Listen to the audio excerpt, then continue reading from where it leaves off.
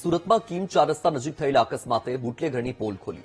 Tempo divider સાથે અથડાતા વિદેશી દારૂના મોટા નેટવર્કનો પર્દાફાશ થયો. અકસ્માતની તપાસ કરવા ગયેલી પોલીસને વિદેશી દારૂનો જથ્થો હાથ લાગ્યો. પોલીસને છેતરવા બુટલેગરે અપનાવી હતી અનોખી મોડસ ઓપરેન્ડી.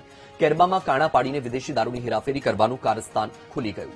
પોલીસે ટેમ્પોમાં ભરેલા કેરબાની તપાસ કરતા અલગ અલગ બ્રાન્ડનો દારૂ મળ્યો. પોલીસે મુદ્દામાલ જપ્ત કરીને વધુ તપાસ હાથ ધરી છે.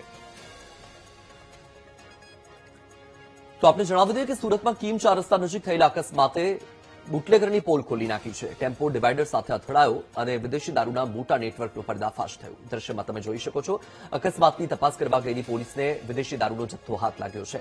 વધુ માહિતી આપી રહ્યા છે સંવાદદાતા નિર્મલ. સુરત પોલીસને તો બગાસું ખાતા પતાસું હાથ લાગી ગયું હોય તેવી પરિસ્થિતિ. અકસ્માતની તપાસ કરવા ગયા અને બુટલેગર હાથ લાગી ગયા. માહિતી શું?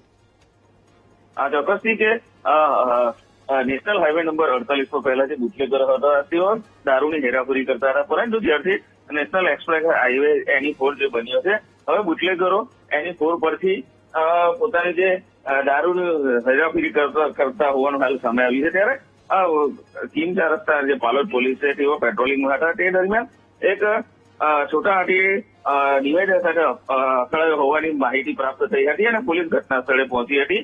ઘટના સ્થળે પહોંચતા તેઓ જયારે ટેમ્પામાં ચેક કર્યું ત્યારે તેઓને કેરબા મળી આવ્યા હતા અને પોલીસને આ શંકા ગઈ. તેથી કેરબામાં તેમણે તપાસ કરતા અંદર વિદેશી દારૂ છુપાવ્યો હોવાનું જણાયું હતું. ત્યારે તાત્કાલિક તેઓ દ્વારા જે અલગ અલગ વિદેશી બ્રાન્ડની બોટલો હતી તે મળી આવી હતી અને મોટા પ્રમાણમાં વિદેશી જે દારૂનો જથ્થો હતો ઝડપાયો હતો.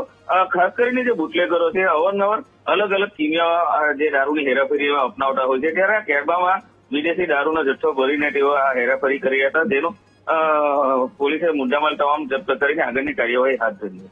જી, માહિતી બદલ આભાર નિર્મલ.